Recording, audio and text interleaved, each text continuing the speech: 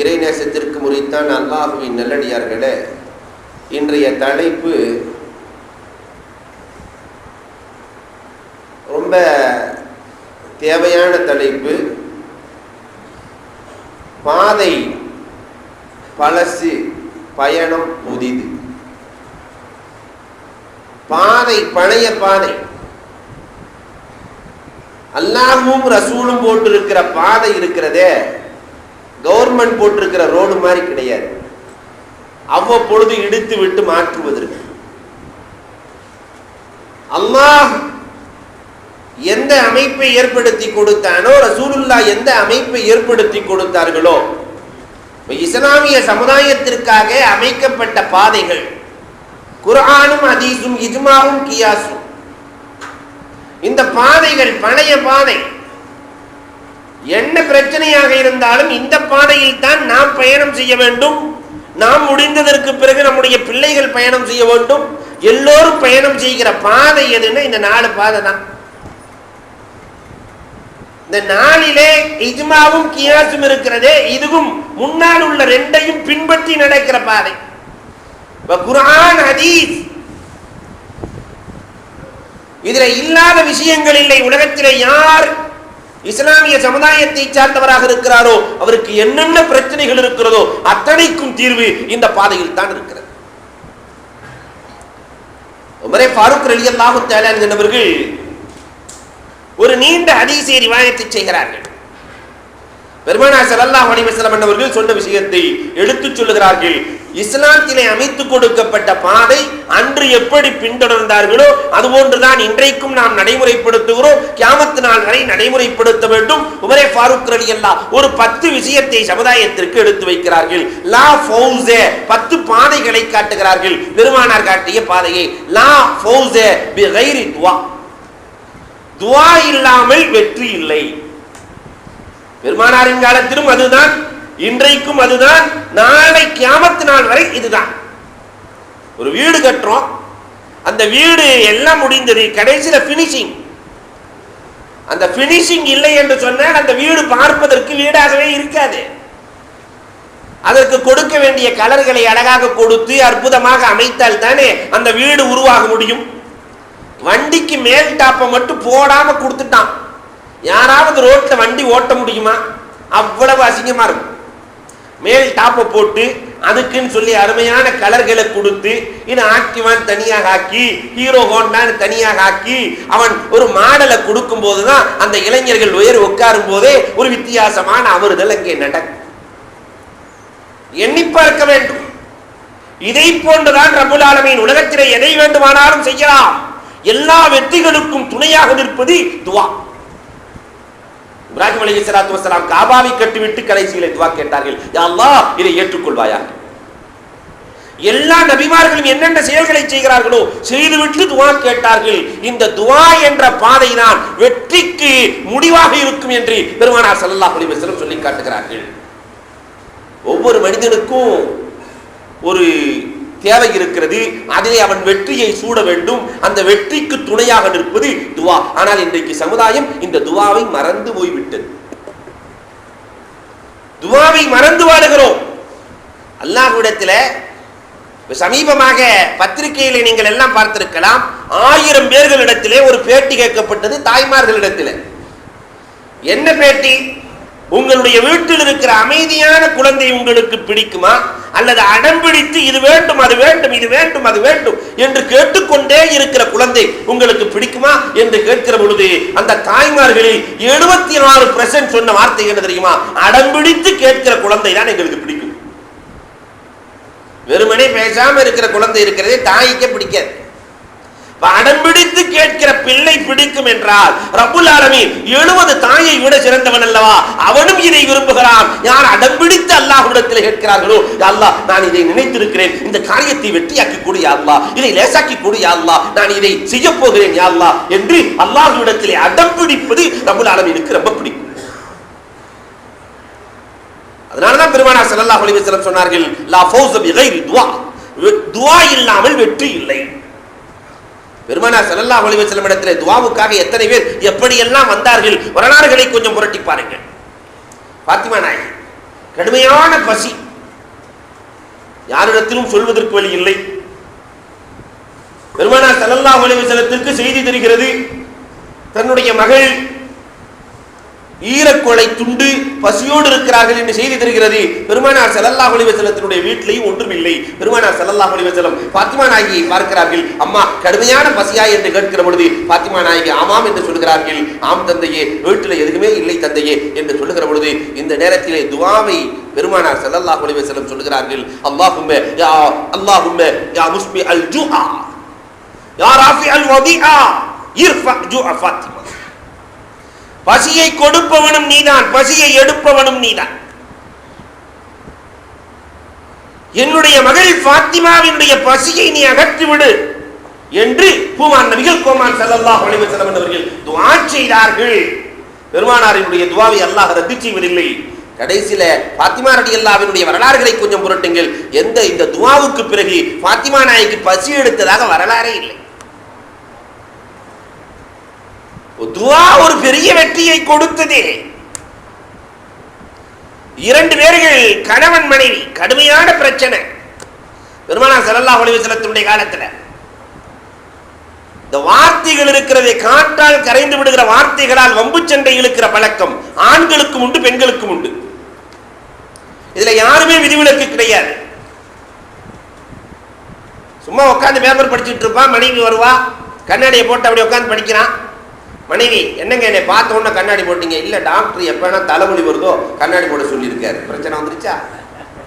பேசாம படிச்சிருக்கலாம். இப்படி வம்பை விலைக்கு வாங்குகிற ஆண்களும் உண்டு,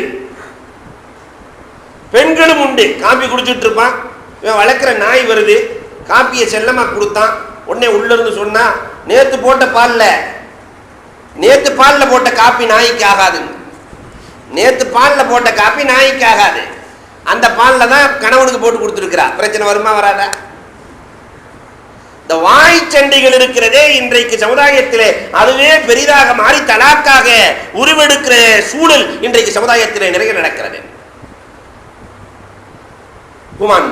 நபிகள் கோமான் ஸல்லல்லாஹு அலைஹி வஸல்லத்தினுடைய காலத்துல இப்படி சண்டை தகராறாக மாறி கடைசியிலே 2 பேர்கள் பிரிகிற சூழல் வருகிறது. ஹுமான் நபிகள் கோமான் ஸல்லல்லாஹு அலைஹி வஸல்லம் இடத்தில் வருகிறார்கள்.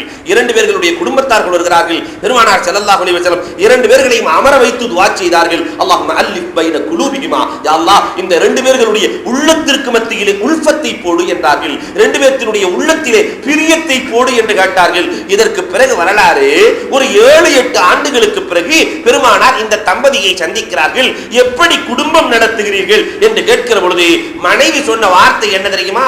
என்னுடைய கணவன் என்னுடைய பிள்ளையை விட எனக்கு பிரியமாக இருக்கிறார். உலகத்துல எந்த கணவனாவது பிள்ளையை விட பிரியமா இருப்பானா? உள்ள பிறக்கிறதுக்கு முன்னாடி வேண்டாம் இருக்கலாம், பிறந்ததற்கு பிறகு கணவனுடைய பிரியத்தை விட பிள்ளைகளின் பிரியம் அதிகமாகிவிடும். ஏனென்றால் அது தாய்மை. அந்த பெண் சொன்னது, பிள்ளையை விட என் கணவர் தான் எனக்கு பிரியம் என்றால் எவ்வளவு உல்ஃபத் ஏற்பட்டிருக்கும். பெருமானார் ஸல்லல்லாஹு அலைஹி வஸல்லம் அவர்கள் செய்த துஆ அவர்களுடைய வாழ்க்கையிலே வெற்றியை கொடுத்தது. ஹல்லலத் இப்னு ஹிதாம் ரலியல்லாஹு தஆலா 2 ட்வின்ஸ் பிறக்கிறார்கள். அவர்களுக்கு 2 பேருமே குள்ளர்களாக இருக்கிறார்கள். குட்ட பிள்ளை, ரொம்ப சின்ன பிள்ளைகளாக இருக்கிறார்கள். பெருமானார் ஸல்லல்லாஹு அலைஹி வஸல்லம் இடத்தில் தூக்கி வருகிறார்கள். நபியே நாயகமே, குள்ளர்களாக பிறந்திருக்கிறார்கள், இரட்டைப்பிள்ளை பிறந்திருக்கிறது நாயகமே. இரட்டைப்பிள்ளை பிறந்தது சந்தோஷம்தான், ஆனால் குள்ளர்களாக இருக்கிறார்கள். இது என்னுடைய குடும்பத்திற்கும் எனக்கும் அவமானத்தை தேடித்தரும் நாயகமே, நீங்கள் தான் இதற்கு ஏதாவது ஒரு வழி சொல்ல வேண்டும் என்று கேட்க ஹுமான் நபிகள் கோமான் ஸல்லல்லாஹு அலைஹி வஸல்லம் அவர்கள் 2 பேர்களின் தலைகளை கை வைத்து துஆ செய்தார்கள். 2 பேர்களின் தலைகளை கை வைத்து துஆ செய்தார்கள். அதற்கு பிறகு அந்த குழந்தைகள் நார்மல் குழந்தைகளாக, நல்ல வளர்ச்சி பெற்ற குழந்தைகளாக நீண்ட நாள் வாழ்ந்தார்கள் என்பது வரலாறு. இவருக்கு என்ன தேவையோ அந்த தேவையை இந்த துஆ பூர்த்தி செய்தது. பெருமானார் ஸல்லல்லாஹு அலைஹி வஸல்லத்தினுடைய வரலாறுகளிலே இதையும் பார்க்க முடிகிறது. ஒரு நாள் சுபுஹ் தொழுகைக்கு நாயகம் வருகிறார்கள். சுபுஹ் தொழுகையிலே பார்த்தா கூட்டத்தையே காணோம், ஆளுகளை காணோம். பெருமானார் ஸல்லல்லாஹு அலைஹி வஸல்லம் பிலால் ரலியல்லாஹு இடத்தில் கேட்டார்கள், என்ன ஆட்களை காணவில்லையே என்று கேட்கிற பொழுது, நாயகமே கடுமையான குளிர், அவங்கவுங்க வீட்டில் தொழுதுட்டு படுத்துட்டாங்க நாயகம். கடுமையான குளிர். பெருமானார் ஸல்லல்லாஹு அலைஹி வஸல்லம் அவர்கள் துஆ செய்கிறார்கள், மதீனாவினுடைய குளிரை யா அல்லாஹ் நீ இதமான குளிராக ஆக்குன்றாங்க. மதீனாவினுடைய குளிரை இதமான குளிராக ஆக்கு. அதற்கு அடுத்த நாளில் இருந்து அவர்கள் சுபுகினுடைய நேரத்திலே வருவார்கள், குளிரே இருக்காது. வெற்றி கிடைத்ததா இல்லையா? புகாரியிலே பதிவான ஹதீஸ், அலி ரலியல்லாஹு தஆலா ஹிஜ்ரத்திற்கு சென்ற நேரத்திலே அவர்களுக்கு உடல்நிலை ஒத்து வரவில்லை. மதீனாவினுடைய சீதோசனம் ஒத்து வரவில்லை. கடுமையான உஷ்ணமாக இருக்கிறது அல்லது கடுமையான குளிர்ச்சியாக இருக்கிறது. மக்காவின் சீதோசனம் வேறு, மதீனாவின் சீதோசனம் வேறு. இன்று வரை அப்படித்தான் இருக்கிறது. அலி ரலியல்லாஹுக்கு பெருமானார் ஸல்லல்லாஹு அலைஹி வஸல்லம் அழைத்து துஆ செய்தார்களாம். அலியை அழைத்து, அல்லாஹும்ம இத்ஹப் அன்ஹு அல் ஹர்ர வல் பர், யா அல்லாஹ் இந்த அலி ரலியல்லாஹுவினுடைய உடலை விட்டும் குளிர்ச்சியையும் போக்கு, உஷ்ணத்தையும் போக்கு. குளிர்ச்சியை தாங்குகிற ஆற்றலை கொடு, உஷ்ணத்தை தாங்கும் ஆற்றலை கொடு. கடுமையான குளிர்ல அலி ரலியல்லாஹு தஆலா ரொம்ப லேசான ஆடையை போட்டுட்டு வருவாங்க. எல்லோரும் கம்பளியை பொத்திக் கொண்டு வருகிற பொழுது இவர்கள் மட்டும் லேசான ஆடையை போட்டுக் கொண்டு வருவார்கள். கடுமையான உஷ்ணத்தில கம்பளி ஆடையை போட்டுக் கொண்டு வருவார்களா? எல்லாம் லேசா போட்டுட்டு வரும்போது இவங்க மட்டும் கம்பளி ஆடையை போட்டுக் கொண்டு வருவார்கள் என்று வரலாறு சொல்கிறதே. அன்புக்குரியவர்களே, இதற்கு என்ன காரணம்? பெருமானார் ஸல்லல்லாஹு அலைஹி வஸல்லத்தினுடைய துஆ காரணம். இப்படி ஆயிரக்கணக்கான வரலாறுகள் உண்டு. துஆ இருக்கிறதே பழைய பாதை, அந்த துஆ ஒரு மனிதனுக்கு வெற்றியை கொடுத்துவிடும். அன்று கொடுத்தது இன்றும் கொடுக்கும், நாளையும் கொடுக்கும். ஆனால் நாம் இன்றைக்கு துஆ அல்லாஹ்விடத்திலே பிடிவாதமாக கேட்கிறோமா என்றால், உள்ளம் ஒரு பக்கம் இருக்கிறது, உதடு ஒரு பக்கம் சொல்கிறது, எண்ணம் ஒரு பக்கம் இருக்கிறது. இதுதான் நம்முடைய துஆ, இன்றைய துஆ. அல்லாஹ்விடத்தில் 2 சொட்டு கண்ணீரை சிந்தி, யா அல்லாஹ் என்னுடைய காரியத்தை நிறைவேற்றி கொடு என்று கேட்டா ரப்புல் ஆலமீன் களம் இறங்கி காரியத்தை நிறைவேற்றுவார். ஆனா அந்த காரியம் ஹராமா இருக்க கூடாது. குர்ஆனுக்குள்ளே லாட்டரி சீட்டை வச்சுக்கிட்டு, யா அல்லாஹ் எப்படியாவது 10 லட்சத்தை நமக்கு போட்டு கொடுத்துரு, எல்லா பிரச்சனையும் எனக்கு நீங்கிரும் குடுமா, இது கூடாது. ஹராமிலே பரக்கத்தில்லை. லாட்டரி சீட்டு கடை வச்சுக்கிட்டு பிஸ்மில்லா லாட்டரின்னா வந்துருமா பரக்கத்து? அல்லது பரக்கத் லாட்டரி சென்டர். அன்புக்குரியவர்களை எண்ணி பார்க்க வேண்டும். ஹராம் இல்லாமல் எது மார்க்கத்தில் கூடுமோ அது முழுவதையும் துஆவால் பெற முடியும். உமர் ரலியல்லாஹு தஆலா அடுத்து சொல்கிறார்கள், லா சுரூர பி கைரி பரக்கா, பரக்கத் இல்லாமல் சந்தோஷம் இல்லை. பரக்கத்துங்கிற பழைய வழி அன்றும் இருந்தது, இன்றைக்கும் இருக்கிறது. பரக்கத் வேண்டுமா? பரக்கத் இருந்தால் தான் குடும்பத்தில் சந்தோஷம் வரும். பரக்கத் இருந்தால் தான் தொழில் துறையில் சந்தோஷம் வரும். இருக்க இருக்க தொழில் நலிஞ்சுக்கிட்டே போகுது, சந்தோஷமா வருவாரா? கடை போட்டிட்டு. குறைவாக இருந்தாலும் நிம்மதியை தருவதுதான் பரக்கத். அன்பிற்குரியவர்களே, பரக்கத்தை பற்றி நாம் நிறைய கேள்விப்படுகிறோம். பெருமானார் ஸல்லல்லாஹு அலைஹி வஸல்லம் அவர்கள் சில காரியங்களிலே பரக்கத் இருக்கிறது என்று சொன்னார்கள். அந்த அத்தனை பரக்கத்தையும் யா அல்லாஹ் எனக்கு கொடு என்றால் ரப்பல் ஆலமீன் கொடுக்க காத்திருக்கிறான். இந்த மாதத்தில் ரிஸ்க்ல பரக்கத் இருக்கிறது. நாங்க பெருமானார் ஸல்லல்லாஹு அலைஹி வஸல்லம் ரிஸ்க்ல பரக்கத் இருக்கிறது. பார்த்தா குறைவா இருக்கிற மாதிரி தெரியும், நிறைவாகிவிடும். அபூ ஹுரைரா ரலியல்லாஹு தஆலா மிஷ்காத்திலே ஒரு ஹதீஸ் வரும். அபூ ஹுரைரா ரலியல்லாஹு கடுமையான பசி, ரொம்ப ஏழ்மையான சஹாபி. நாயகத்திடத்தில் வருகிறார், நபியே நாயகமே கடுமையான பசியாக இருக்கிறது, ஏதாவது நீங்கள் கொடுங்கள் நாயகமே என்று சொல்ல, பெருமானார் ஒரு பையை எடுத்து 21 பேரித்தம்பழங்களை உள்ளே எண்ணி போட்டு பையை கொடுத்து விட்டார்கள். அபூ ஹுரைரா, இந்த பையை உதறிடாத, இந்த பையை உதறிடாத, எவ்வளவு வேண்டுமானாலும் எடுத்து சாப்பிடு, எவ்வளவு வேண்டுமானாலும் தர்மம் செய், என்ன வேண்டுமானாலும் செய், ஆனால் உதறி விடாதே. இதில் பரக்கத் இருக்கிறது. இருக்கிற பேரிச்சம்பழம் 21 தான். 200 வசக்கு தர்மம் செய்தார்களாம். 200 வசக்கு தர்மம் செய்தார்கள். ஒரு வசக் என்பது 60 சா. ஒரு சா 60 சா. ஒரு வசக் என்பது, ஒரு சா என்பது 3 கிலோ. அப்ப ஒரு வசக் என்பது ஏறத்தாழ 160 கிலோ. 160 கிலோ. 160 பெருக்கள் 200. அவங்க கொடுத்தது 21 பேரிச்சம்பழம் தான். 200 வசக்கு. 200 பெருக்கள் 160 போட்டுக்கங்க கணக்கு. 3200 கிலோ 3200 கிலோ தர்மம் செஞ்சாங்க. 21 பேரிச்சம்பழத்தை வச்சு தீரவே இல்லை, கொடுத்து கொண்டே இருக்கிறார்கள், தானும் சாப்பிடுகிறார்கள். உஸ்மான் ரலியல்லாஹுவினுடைய ஆட்சி காலத்தில், உஸ்மான் ரலியல்லாஹுவினுடைய கொலைக்கு பிறகு, ஷஹாதத்திற்கு பிறகு ஹர்ரா என்ற இடத்திலே போருக்கான அறிகுறி நடக்கிறது, போர்க்களம் மூண்டிருக்கிறது. இந்த நேரத்தில் இவர்களுடைய பைய காணாமல் போயிடுச்சு. பெருமானார் ஸல்லல்லாஹு அலைஹி வஸல்லம் கொடுத்த பை காணாமல் போனது.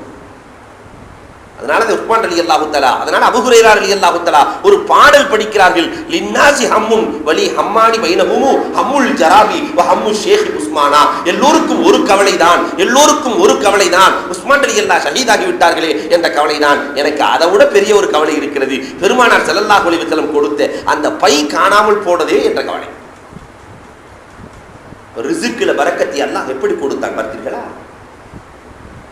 ரிஸ்கில் அல்லாஹ் நாடினால் பரக்கத்தை அள்ளி கொடுப்பான்.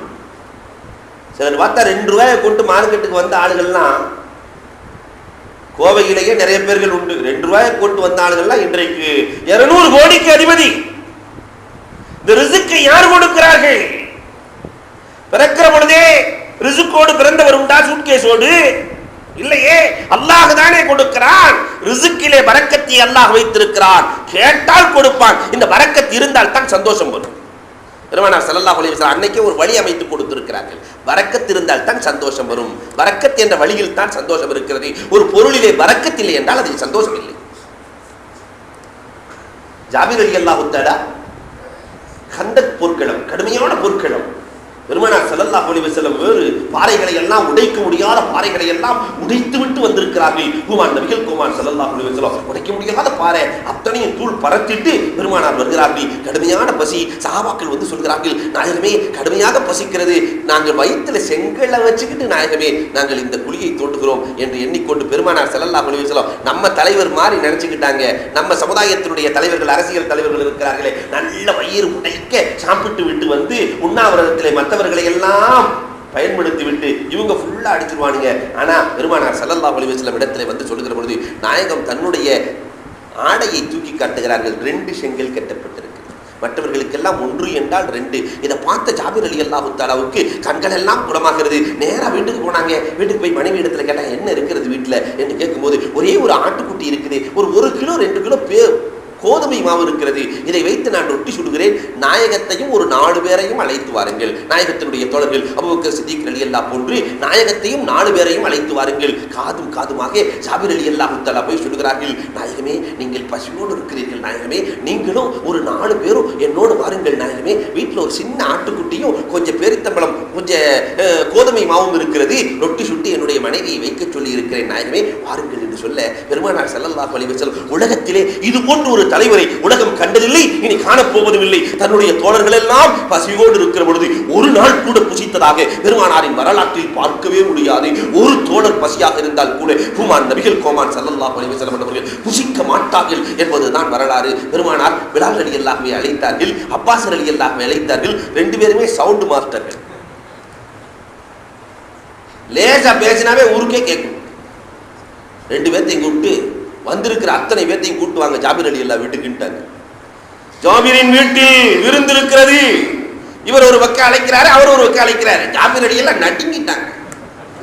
4 பேர்த்தை கூப்பிட்டா 400 பேர்த்தை கூட்டிட்டு வர்றாங்களே, படையோடு வருகிறார்களே, இருப்பது ஒன்றுமே இல்லையே, என்ன செய்வது?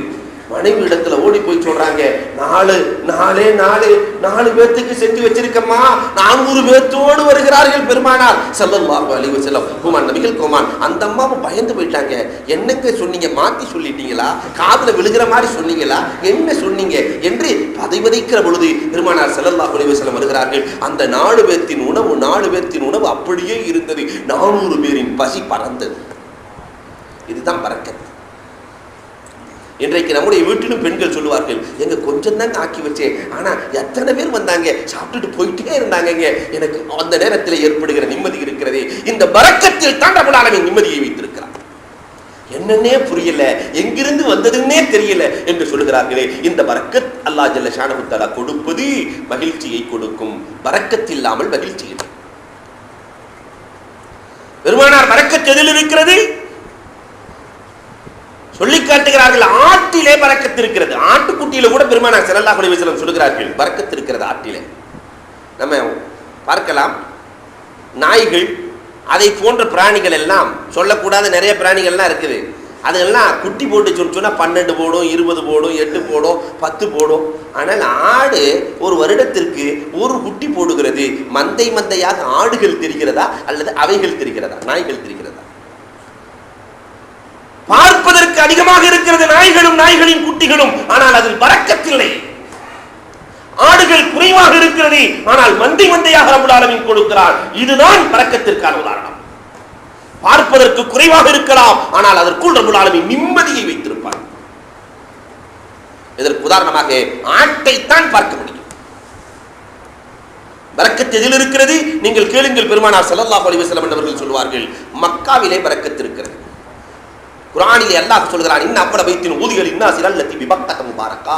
மக்காவிலே பரக்கத்தை அல்லாஹ் வைத்திருக்கிறான். எனவே அல்லாஹ் ஜல்ல ஷானஹு தஆலா அந்த பரக்கத்து நிறைந்த இடத்தை பார்க்காமல் யாரையும் அல்லாஹ் மௌத்தாக்கி விடக்கூடாது. அந்த கண்களுக்கு காபாவை காட்டாமல் ரப்பல் ஆலமீன் மௌத்தாக்கி விடக்கூடாது. அதை விட சிறந்த ஒரு பவர், அதை விட சிறந்த ஒரு கண்ணியம் உலகத்தில் எதுவுமே இல்லை. ஒரு மனிதன் இங்கு தொழுதால் 4 ரக்காத்துக்கு 4 ரக்காத்தின் நன்மை, ஆனால் அங்கு நாளுக்கு 4 லட்சத்தின் நன்மை. 4 நாளாகவே இருக்கிறது, 4 லட்சத்தின் வேலையை செய்து கொடுக்கிறது. எண்ணி பார்க்கணும்.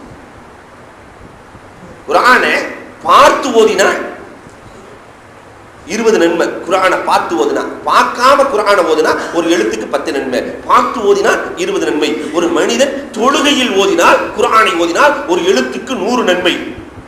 ஜமாஅத்தோடு தொழுதால் 27 மடங்கு நன்மை.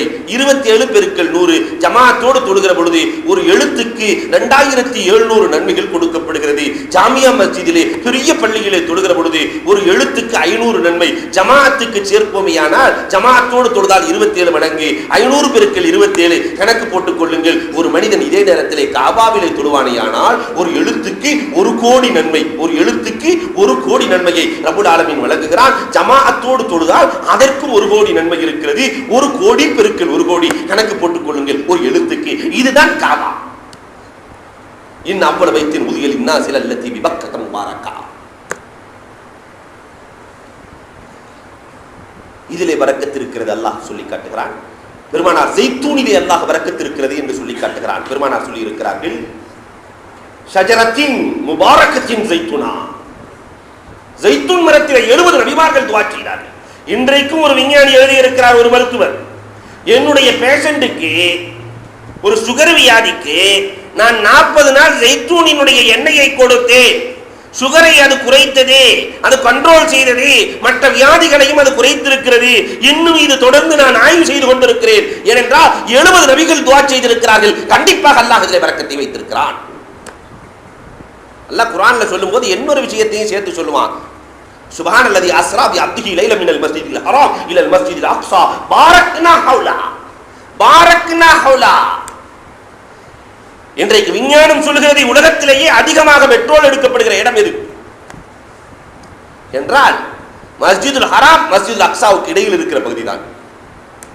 அல்லாஹ் சொல்லி இருக்கிற பாரக்னா ஹவுலா, உலகத்தினுடைய போக்குவரத்தை தீர்மானிக்கிறேன், பெட்ரோல் என்ற பரக்கத் இதற்குள் தான் வைத்திருக்கிறேன் என்று ரப்பல் ஆலமீன் சொல்கிறான். இன்றைக்கு உலகம் சொல்லிக் கொண்டிருக்கிறது.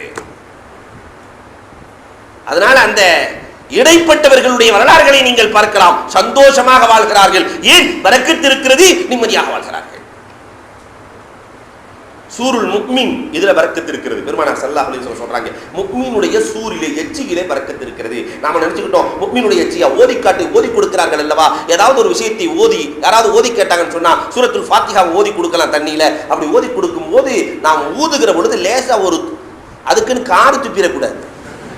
சில ஆளுங்க எச்சியை கொடுக்கணும்னு சொல்லி போட்டு எல்லாத்தையும் ஒன்னா சேர்த்து அடிக்கிறது. லேசா ஒரு இப்ரா ஊசி நுனி அளவுக்கு போய் அதிலே பட வேண்டும். பரக்கத் இருக்கிறது. ஒருவர் கேட்கிறார் ஒரு இறைநேசரிடத்துல, என்னங்க எச்சியில எல்லாம் பரக்கத் இருக்குன்னு சொன்னா ஏத்துக்க முடியுமா?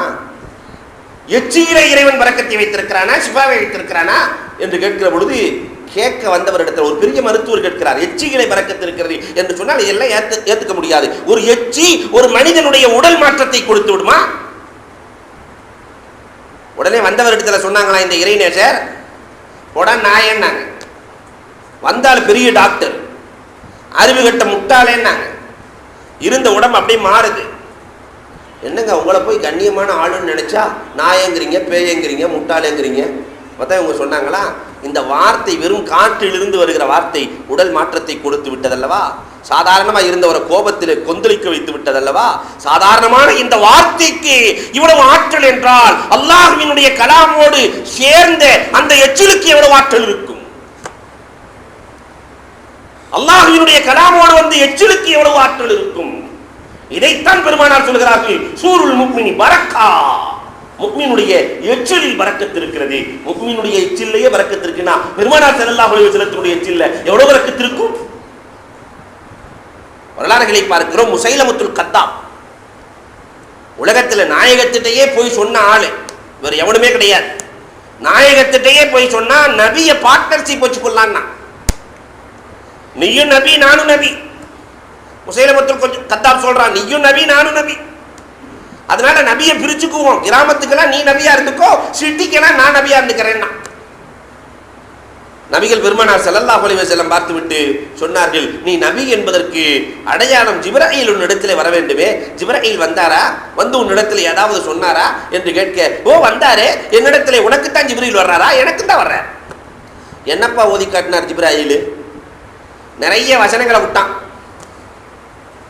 அல்ஹாக் மல்ஹாக் மாதிரி, அதே மாதிரி யா வபர் யா வபர் இன்னமா லக உதுனானி வஸதர் வஸாயிருக்கு ஹஃப்ருன் நக்ருன்னா, முயலே முயலே உனக்கு ரெண்டு காது இருக்கிறது, இன்னமா லக உதுனானி வஸதர் ஒரு நெஞ்சு இருக்கிறது, நீ போய் ஒளிகிற இடம், நீ போய் ஒளிகிற இடம் குழிகள் தாண்டே. இதை ஜிப்ராயில் தான் வந்து சொல்லணுமா? முயலுக்கு ரெண்டு காது இருக்குது, ஒரு நெஞ்சு இருக்கிறது என்பதை எல்லாம் ஜிப்ராயில் தான் வந்து சொல்லணுமா? உலகத்தில் யாருக்கும் தெரியாதா? இப்படியெல்லாம் கொண்டு வந்து கடைசியிலே ஒரு போட்டி நடக்கிறது. பெருமானார் ஸல்லல்லாஹு அலைஹி வஸல்லம் அவர்களுக்கும் முசைலமத்துல் கத்தாபுக்கும் ஒரு போட்டி நடக்கிறது. ஒரு தூர்ந்து போன கிணறு, தூர்ந்து போன கிணற்றிலே ரெண்டு பேரும் எச்சியை துப்பணும். கொஞ்சம் தண்ணி இருக்கு, கொஞ்சம் தண்ணி இருக்கு, எச்சியை துப்பணும். தண்ணீர் மேலே வந்தால் அவர் நபி, இல்லை என்றால் அவர் கத்தாப், அவர் பொய்யன். முசைலமத்துல் கத்தாப் போய் துப்புன்னு துப்புறான், காரி காரி துப்புனான். வரலாறுகள் சொல்லுகிறது, இருக்கிற தண்ணீர் குறைந்து கொண்டுதான் சென்றது. ஆனால் பெருமானார் ஸல்லல்லாஹு அலைஹி வஸல்லம் சென்றார்கள். தன்னுடைய உமிழ் நீரை ஒரு வாளியிலே தண்ணீரை இறைத்து அந்த தண்ணீரோடு சேர்த்தார்கள். அந்த தண்ணீர் மேலே வந்தது, வாளியை விட்டு எடுத்தார்களாம் நின்று கொண்டே. அதற்கு பிறகுதான் அப்துல்லாஹ் பின் மஸ்ஊத் ரலியல்லாஹு தஆலா இவனுக்கு வைத்த பெயர் கத்தாம். அவன் பேர் அசல்ல முசைலமா, வைத்த பெயர் கத்தாம். பெருமானார் ஸல்லல்லாஹு அலைஹி வஸல்லத்தினுடைய உமிழ் நீரின் தாக்கம் எப்படி இருக்கிறது என்பதை பார்த்தீர்களா? அதில் அல்லாஹ் ஏராளமான பரக்கத்துகளை வைத்திருந்தார். ஒரு சஹாபி உத்பத் பின் ஹர்கத் ரலியல்லாஹு தஆலா, வரலாறுகள் சொல்லி காட்டுகிறது, உத்பத் பின் ஹர்கத் ரலியல்லாஹு தஆலா கடுமையான வேர்வைக்கு சொந்தக்காரர். பக்கத்தில் ஒரு ஆள் உட்கார மாட்டான், கத்தால வாட, எல்லாம் பறக்கிறார்கள். சஹாபாக்கள் எல்லாம் ஓடி விடுகிறார்கள். அவரை பார்த்த உடனே பெருமானார் ஸல்லல்லாஹு அலைஹி வஸல்லம் இடத்தில் வருகிறார். நபியே நாயகமே, கத்தால வாட தாங்க முடியல, என்னை பார்த்தா எல்லோரும் ஓடுகிறார்கள் நாயகமே. பெருமானார் ஸல்லல்லாஹு அலைஹி வஸல்லம் தன்னுடைய உமிழ் நீரை எடுத்து லேசாக தடவினார்கள். இன்றைக்கு இந்த சூழ்நிலை, ஒருத்தர் வர்றாரு, ஹஸ்ரத் ஜலாலஜத்தில் வர்றாரு, கத்தால வாட தாங்க முடியல, அஜர்த்து கொஞ்சம் எச்சி எடுத்து தடவுனா என்ன ஆகும்? விடுவாங்களா? ஆனால் பெருமானார் ஸல்லல்லாஹு அலைஹி வஸல்லம் அவர்கள் வருகிறார்கள், உமிழ் நீரை எடுத்து தடவுகிறார்கள். அதற்கு பிறகு என்ன நடந்தது வரலாறுகளை பாருங்கள். அவரோடு அமருவதற்கு போட்டி போடுவார்களாம், மலக்குமார்கள் வைத்துக் கொண்டிருப்பார்கள் என்று வரலாறு சொல்கிறது. அவ்வளவு சொர்க்கத்து கஸ்தூரி வாடை. பெருமானார் ஸல்லல்லாஹு அலைஹி வஸல்லத்தினுடைய உமிழ் நீருக்கு இருக்கிற ஆற்றல் இது. கைபர் போர்க்களம், அபூபக்கர் சித்திக் ரலியல்லாஹு அன்ஹுடைய கரத்திலே கொடியை பெருமானார் கொடுக்கிறார்கள், வெற்றியும் இல்லை தோல்வியும் இல்லை. அடுத்த நாள் உமர் ரலியல்லாஹு இடத்திலே கொடுக்கிறார்கள், வெற்றியும் இல்லை தோல்வியும் இல்லை. இரண்டாவது நாள் இரவு பெருமானார் ஸல்லல்லாஹு அலைஹி வஸல்லம் சஸ்பென்ஸா சொன்னாங்க, நாளை காலை ஒருவரிடத்திலே நான் கொடியை கொடுப்பேன், அவர் வெற்றியோடு திரும்புவார் என்று பெருமானார் ஸல்லல்லாஹு அலைஹி வஸல்லம் சொல்லுகிற பொழுது ஒவ்வொரு வீர தீர சஹாபாக்கள் எல்லாம் நம்மிடத்தில் தான் நாயகம் கொடுப்பார்கள் என்று தொழுது கேட்டாங்களாம். காலித் இப்னு வலீத் தொழுதுட்டு, நாளைக்கு பெருமானார் நம்ம கையில கொடியை கொடுக்கணும். ஏன்னா வெற்றி நிச்சயம்னு பெருமானார் சொல்லிட்டாங்க. நாளைக்கு ஒருவரிடத்திலே கொடியை கொடுப்பேன், அவர் வெற்றியோடு வருவார் என்று வேறு சொல்லிவிட்டார்கள். அதனால் நம்மிடத்திலே கொடுக்க வேண்டும் என்று அழுது கேட்கிறார்கள். அபூ மூஸா அஷ்அரி ரலியல்லாஹு நம்மிடத்தில் கொடுக்க வேண்டும் என்கிறார்கள். அம்ர் இப்னு ஆஸ் ரலியல்லாஹு நம்மிடத்தில் கொடுக்க வேண்டும் என்கிறார்கள். உசாமா நம்மிடத்தில் கொடுக்க வேண்டும் என்கிறார்கள். ஸைத் ரலியல்லாஹு என்னிடத்தில் கொடுக்க வேண்டும் என்கிறார்கள். எல்லோரும் என்னிடம் என்னிடம் என்று அல்லாஹ்விடத்திலே அழுது தஹஜ்ஜத்தில் எல்லாம் கேட்டு கடைசியிலே சுபஹ் தொழுகை முடிந்தவுடன் பெருமானாரினுடைய உதட்டிலிருந்து யார் பெயர் வருகிறது என்று எல்லோரும் ஏக்கத்தோடு எதிர்பார்த்துக் கொண்டிருக்கிற பொழுது பெருமானார் ஸல்லல்லாஹு அலைஹி வஸல்லம் ஐன அலி, அலி எங்கே என்றார்கள். அலியும் கர்ரமல்லாஹு வஜ்ஹு எங்கே என்றார்கள். அலி ரலியல்லாஹு பள்ளிவாசலினுடைய ஒரு மூலையிலே முடங்கி போய் அமர்ந்திருக்கிறார்கள். காரணம் கண்ணு வேதனை, கண்ணெல்லாம் மூடி போய் இருக்கிறது. பெருமானார் ஸல்லல்லாஹு அலைஹி வஸல்லம் அவர்கள் அலி ரலியல்லாஹுவை அழைத்து கொடியை பிடி என்கிற பொழுது, நாயகமே அஸ்முதால் நான் கண் வழியால் தவித்துக் கொண்டிருக்கிறேனே நாயகமே, நான் எப்படி செல்வது என்று கேட்கிற பொழுது தன்னுடைய உமிழ்நீரை எடுத்து பெருமானார் அந்த கண்ணிலே தடவினார்கள். அலி ரலியல்லாஹு ரிவாயத்து செய்கிறார்கள். புகாரியிலே பதிவான ஹதீஸ். இந்த ஹதீஸ் எந்த கண்ணிலே பெருமானார் தடவினார்களோ அந்த கண் மற்ற கண்ணை விட பிரகாசமாக இருந்தது. வரலாறு சொல்கிறார். பெருமானாரினுடைய சூரிலே அல்லாஹ் பரக்கத்தை வைத்திருக்கிறார். நேரத்திலே அல்லாஹ் பரக்கத்தை வைத்திருக்கிறான். நேரத்திலே பரக்கத்தை கேட்டால் கொடுப்பான். கல்வியிலே அல்லாஹ் பரக்கத்தை வைத்திருக்கிறான். இந்த பரக்கத் யாருக்கு இருக்கிறதோ அவர்களுக்கு தான் சுரூர் இருக்கும், மகிழ்ச்சி இருக்கும். அன்று போட்ட பாதையில் தான் இன்றைக்கும் நான் நடக்க வேண்டும். அடுத்தும் சொல்லுகிறார்கள். உமரே ஃபாரூக் ரலியல்லாஹு தஆலா அவர்கள் சொல்லுகிற பொழுது சொல்கிறார்கள், லா ஃபضل بغير علم ما عمل. சிறப்பு என்பது கல்வியோடு இருக்கிறது. கல்வி இல்லாத சிறப்பு. கல்வின்னா அமலோடு கூடிய கல்வி. அமலோடு கூடிய கல்வி, இதில் தான் சிறப்பு இருக்கிறது, வேறு எதிலும் சிறப்பில்லை. உலகம் இன்றைக்கு அறிந்திருக்கிறது கல்வியிலே சிறப்பு இருக்கிறது என்று. ஆனால் அமலோடு கூடிய கல்வியை இன்றைக்கு உலகம் அறியவில்லை. எந்த கல்வியில அவங்களுக்கு முழுமையான சிறப்பு இருக்கிறது என்றால் அமலோடு கூடிய கல்வி. கற்ற கல்வியின்படி அமல் செய்கிறோமா எண்ணி பார்க்க வேண்டும். கற்ற கல்வியின்படி அமல் செய்கிறோமா? அமல் செய்பவர்களாக இருந்தால் ரயில்வே கேட்டு போட்டாச்சு, எல்லோரும் வரிசையாக நின்று கொண்டிருப்பார்கள் வாகனத்தை வச்சுக்கிட்டு. நம்மால் மட்டும் நேரா போய் கேட்டுக்கு முன்னாடி நிற்போம். முன்னால் வந்து வரிசையாக நிற்பார்கள். அடுத்தவர்கள் வருவதையும் அவர்கள் விடுவதில்லை என்று சொன்னால் இங்கே கல்வியிலே அமல் இருக்கிறதா? எல்லோரும் ட்ரெயின் டிக்கெட்டுக்காக வரிசையில் நிற்பாங்க. நம்மால் மட்டும் நல்ல தொப்பியை வேற போட்டுக்கிட்டு ஜம்முன்னு போய் ஊடால கை விடுவான். எல்லோரும் திட்டுகிறார்களே, கல்வியாளராக இருக்கிறான், அமல் இருக்கிறதா?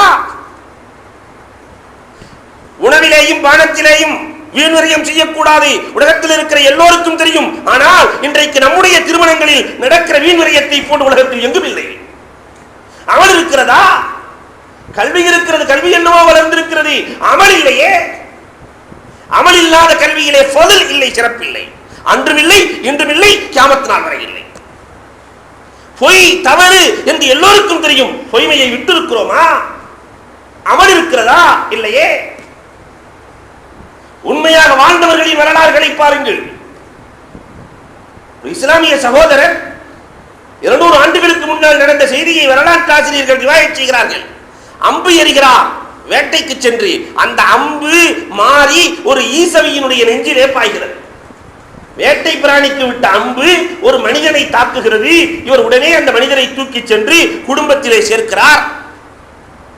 அன்றைக்கு இருந்த நீதிபதி ஒரு முஸ்லிம்.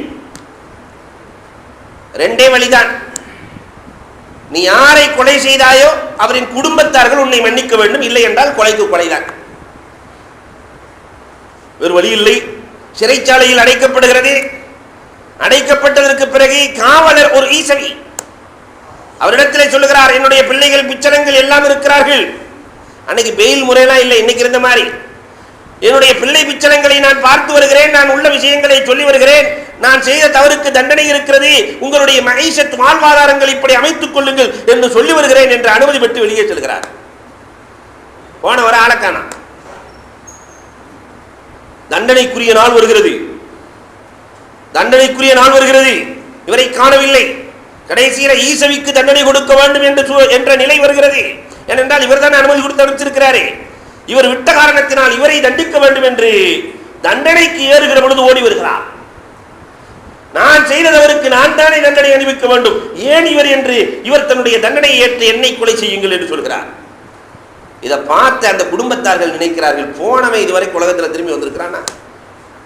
ஆனால் திரும்பி வந்து தண்டனையை ஏற்றுக்கொள்கிறார்கள் என்று சொன்னால் இவர்களை விட உண்மையாளர்கள் யாருமே கிடையாது. அஷ்ஹது அல்லா இலாஹ இல்லல்லாஹ் வ அன்னக ரசூலுல்லாஹ். அவன் சொன்ன வார்த்தை என்ன தெரியுமா? நான் ஒரு முஸ்லிம் என்றைக்கும் பொய் சொல்ல மாட்டான். அல் முஸ்லிம் லா யக்திப், உலகத்திலே முஸ்லிம் பொய் சொல்ல மாட்டான் என்று இருந்த காலம் மலையேறி போய் இன்றைக்கு முஸ்லிம் எல்லாம் பொய் சொல்லக்கூடியவர்கள் என்று சொல்லுகிற சூழலுக்கு நாம் தள்ளி இருக்கிறோம் என்று சொன்னால் என்ன காரணம்? நம்மிடத்திலே அமல் இருக்கிறதா? கல்வி இருக்கிற அளவுக்கு அமல் இருக்கிறதா? அப்படி அமல் இல்லை என்றால் நம்மிடத்திலே ஃபதுல் இல்லை, சிறப்பில்லை என்று பெருமானார் ஸல்லல்லாஹு அலைஹி வஸல்லத்தினுடைய அருமை தோழர் என்ற ஹதீஸை மீண்டும் தொடர்கிறார்கள். லா ரிஃஅத பிகைரி தவாது, பணிவில்லாமல் உயர்வில்லை. அன்றும் அதுதான் பழைய பாதை, பணிவில்லாமல் உயர்வில்லை. எந்த மனிதன் பணிந்து வாழுகிறானோ அவனுக்குத்தான் உயர்வு இருக்கிறது. பணிவில்லாமல் யாரும் உயர முடியாது. அலி ரலியல்லாஹு தஆலாவை பார்த்து கேட்கிறார்கள். ஒருவர் வந்து கேட்கிறார், அலியே, ஏனென்றால் அலியும் கர்ரார் கைரு ஃபர்ரார், அலி போர்க்களம் விவாதக்களம் எங்கு வந்து களம் இறங்கினாலும் அலியை வெற்றி கொள்வதற்கு அகிலத்திலே ஆள் இல்லை. அதனால் அலி ரலியல்லாஹு இடத்திலே வந்து சொல்கிறார்கள், உலகத்திலேயே பெரிய வீரர் நீங்கள் தானே என்று சொல்லுகிற பொழுது ஆமாம் என்று சொல்லவில்லை. அலி ரலியல்லாஹு தஆலா பணிவோடு சொன்னார்கள், நான் என்ன வீரர், என்னை விட பெரிய வீரர் ஒருவர் இருக்கிறார். அவர்தான் அபூபக்கர் சித்திக் ரலியல்லாஹு தஆலா. பத்ர் போர்க்களத்திலே ஒரே ஒரு மனிதன், 313 பேர்கள் சென்றார்களே, 313 பேர்களையும் பெருமானாரை பாதுகாக்கவில்லை. ஒரே ஒரு மனிதர் பெருமானாரை பாதுகாக்கிற பொறுப்பை எடுத்துக் கொண்டார் என்றால் இந்த அலி அல்ல, அந்த அபூபக்கர் தான். அவரை விட பெரிய வீரர் உலகத்திலே யார் இருக்கிறார்கள் என்று கேட்கிறார்கள். தன்னுடைய பணிவை வெளிக்காட்டுகிறார்கள். அதனால் தான் அவர்களுக்கு உயர்வு கிடைத்திருக்கிறது. அன்புக்குரியவர்களை எண்ணி பார்க்கிறோம். மீண்டும் தொடர்கிறார்கள். பழைய பாதை ஒன்றை போட்டு காட்டுகிறார்கள். லா அக்கல பிகைரி வரா, பேணுதல் இல்லாத அறிவில்லை. ஐந்தாவதாக பேணுதல். ஒருவன் அறிவாளியாக இருக்கிறான் என்றால் பேணுதலாக இருப்பவன் தான் அறிவாளி. லஞ்சம் வாங்குறவன் அறிவாளின்னு சொல்லுவோமா? பெரிய ஆபீசரா இருக்கிறாரு, அதே நேரத்தில் பேணுதலோடு இருக்கிறார். அவரை பார்த்தால் ஒரு வகையான பயம் ஏற்படும், ஒரு வகையான கண்ணியம் ஏற்படும், ஒரு வகையான மரியாதை ஏற்படும். பெரிய ஆபீசரா இருக்கிறாரு, கையை நீட்டிட்டாரு, இவனா அப்படின்றான். இவராண்டு இருந்ததெல்லாம் இவனாண்டு ஆயிடும். அதைத்தான் பெருமானார் ஸல்லல்லாஹு அலைஹி வஸல்லம் அழகாக சொல்லி காட்டுகிறார்கள். லா அக்கல பிகைரி வரா, பேணுதல் இல்லாமல் அறிவு வளராது என்று அன்றைக்கு பாதை அமைத்துக் கொடுத்தார்கள். இன்று வரை அது நடந்து கொண்டிருக்கிறது. லா சுல்தான பிகைரி அதில். ஆறாவதாக சொல்கிறார்கள், லா சுல்தான பிகைரி அதில், நீதம் இல்லாமல் அரசன் இல்லை. யாரிடத்திலே நீதம் இருக்கிறதோ அவன் தான் ஆட்சிக்கு தகுதி பெற்றவனாக இருப்பான். இன்றைக்கு அன்புக்குரியவர்களே எண்ணி பார்க்க கடமைப்பட்டிருக்கிறோம். அடுத்தும் சொல்கிறார்கள், லா ஹஸப பிகைரி அதபின், ஒழுக்கம் இல்லாமல் குலப்பெருமை இல்லை. ஒழுக்கம் இல்லாமல் குலப்பெருமை இல்லை. குலப்பெருமை வேண்டுமானால் ஒழுக்கம் இருக்க வேண்டும். இன்றைக்கும் சமூகம் சொல்கிறது, இந்த குலத்தை சார்ந்தவர்களிடத்தில் கல்யாணம் பண்ணலாம், ஏன்னா ஒழுக்கமான ஆளுகை, அதனால கல்யாணம் பண்ணலாம் என்று சொல்லுகிறோம் அல்லவா? குலப்பெருமை என்பது இருக்கிறது, ஒழுக்கத்தை வைத்துத்தான் தீர்மானிக்கப்படுகிறது. அதனால் ஒழுக்கம் என்ற பாரம்பரியம் உருவாகி கொண்டே இருக்க வேண்டும். பெருமானார் ஸல்லல்லாஹு அலைஹி வஸல்லம் சொல்கிறார்கள், லா கினா பிகைரி ஜூதின், கொடை இல்லாமல் பணக்காரன் என்பது கிடையாது. யார் உலகத்திலே பணக்காரன், யார் அதிகமாக கொடுத்து கொண்டே இருக்கிறானோ அவன் தான் பணக்காரனாக இருக்க முடியும். எல்லாத்தையும் சேர்த்துக்கிட்டே இருக்கிறவன் பிச்சைக்காரன். இன்னும் வேண்டும், இன்னும் வேண்டும், இன்னும் வேண்டும் என்றால் அவன் பிச்சைக்காரன். பெருமானார் ஸல்லல்லாஹு அலைஹி வஸல்லம் சொல்கிறார்கள், லா ஜிஹாத பிகைரி தௌஃபீகின், அல்லாஹ்வினுடைய உதவி இல்லாமல் ஜிஹாது கிடையாது. அல்லாஹ்வினுடைய உதவி இருந்தால் தான் ஜிஹாதுக்கு செல்ல வேண்டும் என்று பெருமானார் ஸல்லல்லாஹு அலைஹி வஸல்லம் சொல்லிவிட்டு கடைசியாக சொன்னார்கள், லா கனாஅத பிகைரி ஹஷ்யா, இறைவனுடைய பயம் இல்லாமல் போதும் என்ற மனம் வராது. யாருக்கு போதுங்கிற மனம் வரும்? பெருமானார் அன்னைக்கே பாதம் அமைச்சு கொடுத்தாங்க. யார் இறை பயத்தோடு வாழுகிறாரோ, இறை அச்சத்தோடு வாழுகிறாரோ அவருக்கு தான் போதும் என்ற மனம் வரும். இறை அச்சம் இல்லைன்னா இன்னும் வேண்டும், இன்னும் வேண்டும், இன்னும் வேண்டும், எது கொடுத்தாலும் உள்ள தூக்கி திணிச்சுக்கணும் என்ற நிலை வந்துவிடும். ஹுமான் நபிகள் கோமான் ஸல்லல்லாஹு அலைஹி வஸல்லம் அன்று ஓட்டு கொடுத்த அந்த ஹதீஸை உமரை ஃபாரூக் ரலியல்லாஹு தஆலா ரிவாயத் செய்கிறார்கள் என்றால், அன்புக்குரியவர்களே, பழைய பாதையில் தான் இஸ்லாத்தினுடைய எல்லா சட்டங்களும் சொல்லி காட்டுகிற ஒரு பேருண்மை என்னவென்றால், அன்று ஓட்டப்பட்ட, அன்று அமைக்கப்பட்ட பாதையில் தான் நாம் பயணம் செய்து ஆக வேண்டும் என்று சொல்கிறது. எனவே அழகான பாதைகளை இஸ்லாம் அமைத்துக் கொடுத்திருக்கிறது. அந்த பாதையிலே பயணம் செய்தால் ஈருலகத்திலும் வெற்றி நிச்சயம் என்பதில் சந்தேகமில்லை. வல்லோன் அல்லாஹ் அத்தகைய வாய்ப்பை நம் அனைவருக்கும் வழங்குவானாக. வஹ்ரு தஅவா அனில் ஹம்துலில்லாஹி ரப்பில் ஆலமீன். அன்புக்குரியவர்களே, இன்றைய மசாயில் மசாஜிதுகளை பற்றியும் கொஞ்சம் பார்க்க வேண்டியது. வீடு சிகரெட்டை குடிச்சிட்டு அப்படியே வந்துடலாமா, ஒழுங்கு செஞ்சுட்டு பள்ளிவாசலுக்கு தொழுகைக்கு வந்து நிற்கலாமா? இன்னைக்கு நிறைய ஆசாமிகள்கிட்ட அந்த பழக்கம் இருக்கிறது. அப்படி இருந்தால் சன்னமாக குறைத்து விடுங்கள். காரணம், பெருமானார் ஸல்லல்லாஹு அலைஹி வஸல்லம் சொல்லியிருக்கிறாங்க, வெங்காயத்தை வெள்ளைப்பூண்டையும் சாப்பிட்டுட்டு பள்ளிவாசலுக்கு வராதுங்க. ஏன் தெரியுமா? அதனுடைய நாற்றம் காற்றலைகளால் கலந்து அடுத்தவர்களின் இதயத்தை காயப்படுத்தும். காற்றலைகளால் கூட அடுத்தவர்களின் இதயத்தை காயப்படுத்தக்கூடாது என்று நினைத்தவர்கள் தான் கண்மணி நாயகம் ஸல்லல்லாஹு அலைஹி வஸல்லம். அப்போ இஸ்லாம்னா என்னங்கிறதுக்கு இதை விட ஒரு பெரிய உதாரணம் இருக்க முடியாது. இப்போ நாம் ஓதுனா வீடியோ குடிச்சு போட்டு பக்கத்தில் இருக்கவங்களுடைய நிலை என்னாகும் என்பதை எண்ணி பார்க்கணும். அதனால பீடி சிகரெட்டை குடித்து விட்டு சும்மா வாய்க்கு பிடிச்சிட்டு அந்த வாடையோடு தொழுவது மக்ரூ. அது மாதிரி பள்ளிவாசலுக்குள்ள உட்கார்ந்து பேசுவது, வீண் பேச்சுக்கள் பேசுவது, பள்ளிவாசலில் அமர்ந்து வியாபாரம் பேசுவது, இந்த ஃபோனை வச்சுக்கிறியா எவ்வளோ கொடுக்குற என்று அப்படியே உட்காந்துக்கிட்டு இருக்கும்போதே பயான் கேட்குற மாதிரி அங்கே ஒரு பிஸ்னஸ் நடத்தும்.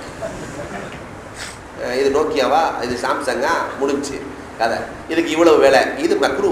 பள்ளிவாசல் வியாபார ஸ்தலம் அல்ல.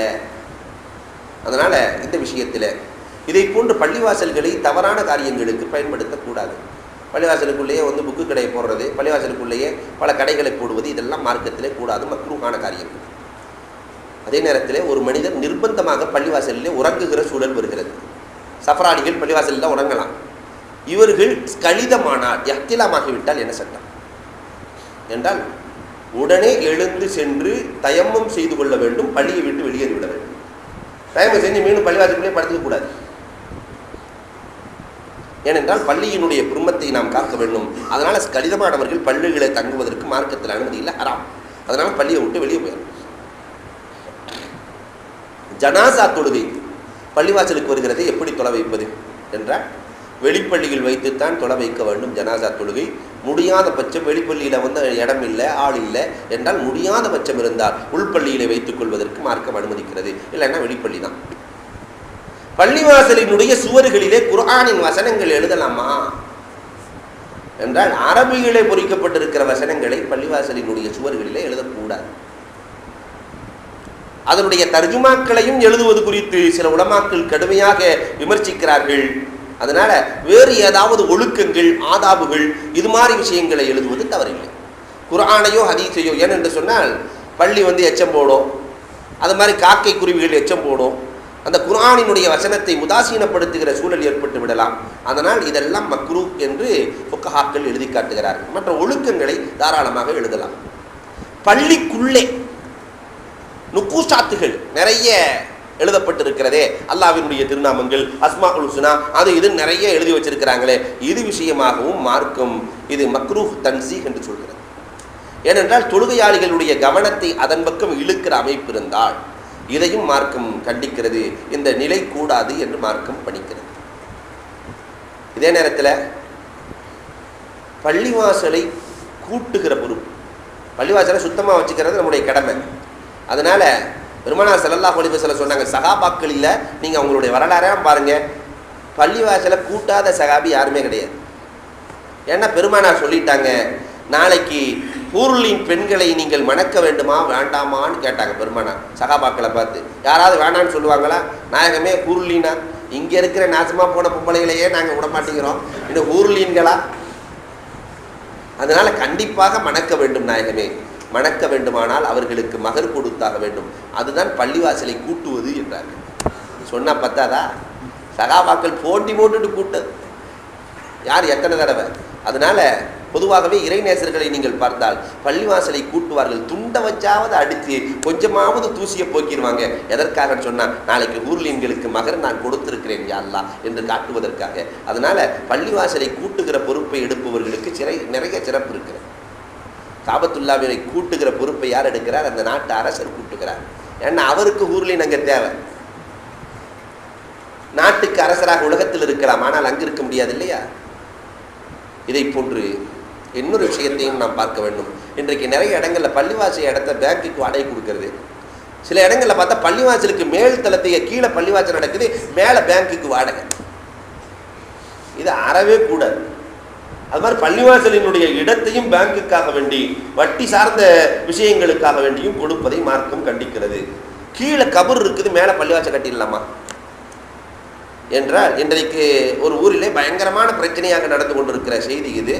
இன்றைக்கி இப்போ கபரஸ்தான் பள்ளிவாசல்லாம் கட்டுறாங்களே, இது எப்படி என்று கேட்டால் நிர்பந்தமான சூழ்நிலையை கீழே தோண்டி அதில் இருக்கிற எலும்புகளை எல்லாம் எடுத்து வேறொரு இடத்திலே அடக்கம் செய்து விட்டால், வேறொரு இடத்திலே போட்டு மூடிவிட்டால், அடக்கம் செய்து விட்டால் நிர்பந்தத்திற்கு கூடும். நிர்பந்தம் இல்லாத தோற்றத்திலே சூரத்திலே அல்லது வெறுமனே எதையுமே கண்டுக்காம மேலே கபருக்கு மேலேயே பள்ளிவாசலை கட்டுறதை மார்க்கம் அறவே தடுக்கிறது, ஹராமாக்கு இருக்கிறது.